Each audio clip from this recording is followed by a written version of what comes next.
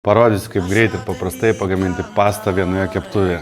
Ant keptuvės dugno pilame truputį vandens ir dedame mėgstamus makaronus. Dedame šaldytas krevetes, pomidoriukus, špinatus, fetos sūrį, česnako, druskinam, pipirinam, šlakstame alyvuogių aliejumi ir ant vidutinės ugnies troškiname apie 15 minučių arba kol pasta pasidaro al dente.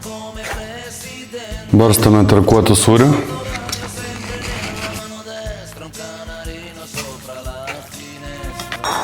Super easy pasta. Visą laiką porcijuojam į aukštį, tada patiekalas būna daug gražesnis. Dar truputį sūrio. Sūrio niekada nebus per daug. Ir truputį alyvuogių aliejaus. Pepe. Perfekto. Nežinau, kas gali būti dar paprasčiau negu šitas